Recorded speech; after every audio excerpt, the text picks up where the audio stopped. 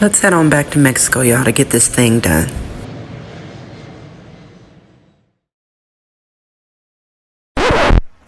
Wait a minute. Is that the Mexican immigration office? That right there? That's it? Well, we gonna need some help with this.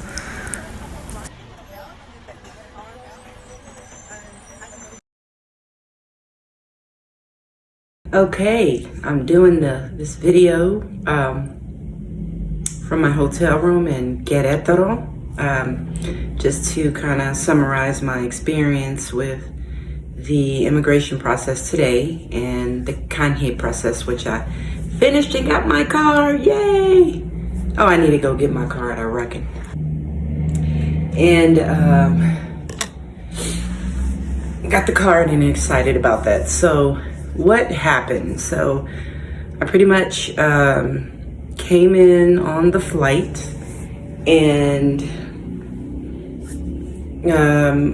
I decided to visit Querétaro, Mexico. So that's where I decided I was going to do my Chime process, the second part of my getting the temporary visa, the formal temporary visa. So I flew in, and the Querétaro airport is pretty small. They usually have like one or two lines, I'm told. It was just one line when I got there, because I needed to make sure that I went to the right line with my temporary visa that's stamped in my passport. And so that they didn't see the primary visa, US visa, passport, excuse me, they didn't see the primary US passport to stamp that and essentially cancel out the whole temporary visa process, Chime process. So I just walked up to the guard and the immigration officer with the temporary visa page, stamping my page out, not even giving him an opportunity to flip, to open the book or anything like that, and just said, "Canje, por favor," which is, basically exchange in Spanish for the temporary visa, the paper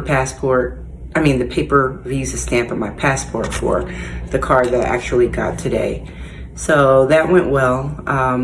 And, he wrote 30 days on there, because once you land, you have 30 days to complete. Once you land in Mexico, you have 30 days upon entry to complete that process. So so that all worked out. They didn't inspect my luggage or anything unusual. My relocation specialist that I was working with said that she had an unusually high client portion that was being inspected, where they were going through their luggage or whatever. But I wasn't bringing anything questionable anyway. So it was pretty easy to get out of the airport and be on my merry way. So I had a driver pick me up and then brought me to my hotel. And I met with the relocation specialist who came over with, I had sent her some information prior to our appointment, including passport copies and the visa stamp copy, and answered a couple of questions on a spreadsheet. And she had pre-filled, that allowed her to pre-fill out my application for the immigration appointment the following day.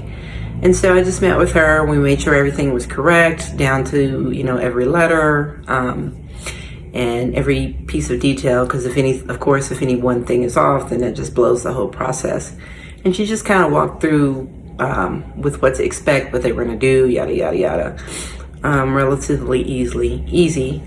And so the thing I like about, I'm not about doing, if I can get somebody else to do it and pay them, I'm going to get somebody else to do it. I just, that's just me. So, what I liked about her service is that she actually has a staff that forms a line at the Querétaro immigration office the night before, because I think the line, she said, started maybe midnight or something like that, to get an appointment for the next day, because they only give so many appointments out. And so she had staff that got in line, I think about 12 a.m., 1 a.m., the morning prior to my appointment.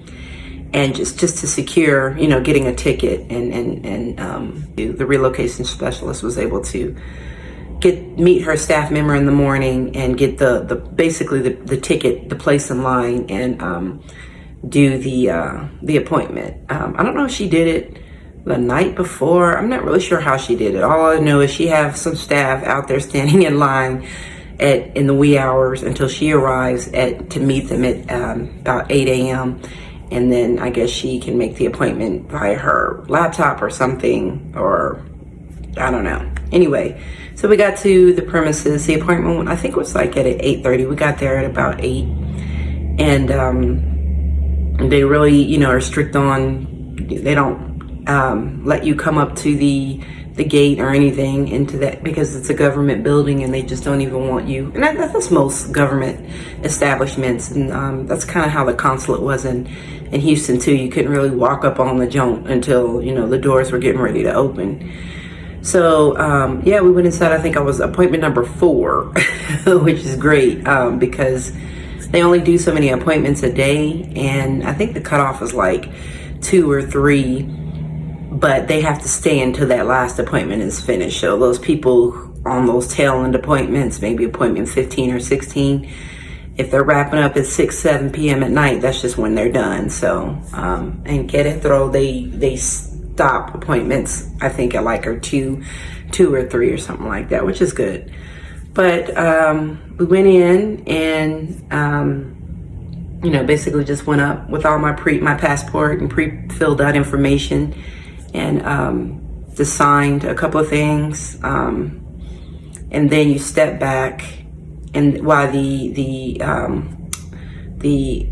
immigration, I don't know what their titles are, clerk or whatever, is official, I should say, keys in your information into the system, and then they call you back up probably about, I don't know, it's like 25 minutes later. It's a really slow process, and I already expected everything to be slow. I was just, you know, glad. I just didn't want to jack anything up by signing something wrong or saying something wrong, but they didn't. And the specialist told me they weren't going to really ask you too many questions, I guess, from my situation and other Kanye situations. It's not a lot to talk about. You know, it's just basically, is this your, you know, verifying, is this you, sign here, pay the government fee, sit down.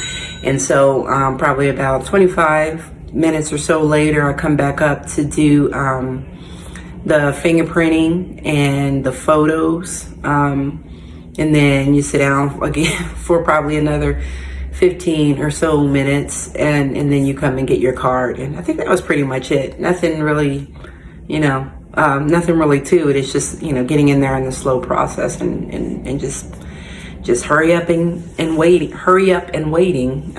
was pretty much what it was. But and that was pretty much it. So I recommend that. I probably drop the link of the relocation specialist that I use for the Querétaro area. I'm not sure if they do Mexico City and San Miguel de Allende, but I will drop the link in the description in case anyone's interested. I'm really happy with the process. I'm really happy with the payment for all that, because like I said, I'm not trying to do, you know, stuff on my own. I would have been, you know, and unless you're really fluent in Spanish, then I wouldn't recommend going at it alone. I would get a facilitator, or, you know, somebody to, you know, who is thorough in Spanish to go with you, at least do as much as they can, because, you know, I didn't do any paperwork. You know, the specialist, she did all that, and, you know, the code number and all that kind of stuff, all that stuff you need to do if you try to go at it alone. Get somebody else to do it. But other than that, it was a great experience. I'm glad I got the card, got that off my plate. Excuse me. So the card is for, it's temporary residency.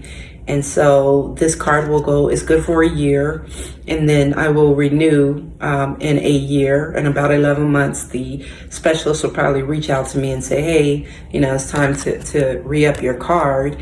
And then at that time, as I understand it, after that renewal, it'll be good for 3 years. And then after that, you know, those 3 years, then I need to put in for permanent. So that's the plan. I'm not really sure at what point within that time frame we will be in Mexico and where, but, you know, at definitely recommend if the dual citizenship, if it's something you're thinking about in terms of just having it, in case you never know, or if you have thoughts about moving there or retiring, it's good to go ahead and get it now, as the requirements and things are ever changing, and the cost is going up. So definitely recommend it, the Mexican dual citizenship, if that interests you. And definitely recommend hiring somebody to help you get through that process and just getting it done. I think it was harder to gather and do the stuff on the front end to get the appointment into the consult on the state side and make sure I had all my ducks in a row then, and I also have the link to my first short video, the first part of this process, in the description or somewhere in here, for you to check out if interested. But that was it, it's all good. I'm happy, got this done. I wanted to get that out the way before I started touring or doing anything else. I did go on a neighborhood tour today for the different neighborhoods in Querétaro, and I'm going to do another one because I want to get a look at some others. But definitely I'm impressed with the city so far. I love it. It's just, it's great. Definitely recommend vacationing out here, or checking it out just to come see if you're just interested in a getaway to another wonderful area, a wonderful state in Mexico. It's a beautiful, beautiful country, not what we're used to being shown and depicted on the movies and on TV and on the news and everything. So that's it. I'm glad I got this done. And as far as my munchkin, whenever we're ready, she can wrap up under my residency. It's just as easy. All I would do is just present my card, fill out the paperwork, take her into the immigration office. She would fill out, she would do her fingerprints and her mug shots, her photos, and that would be it. They would issue her a card. There's no, obviously no solvency requirements or anything for her. She would just roll up under me, and then it just follows the path of my my temporary residency. So, whatever point I get her card, then that'll be done. And then when I switch over to permanent, she'll switch under permanent under my residency. So that is it. I'm glad I got it done. Mission accomplished, and very happy to have done this. All right. Talk to you later. Peace out. Till the next time. Peace.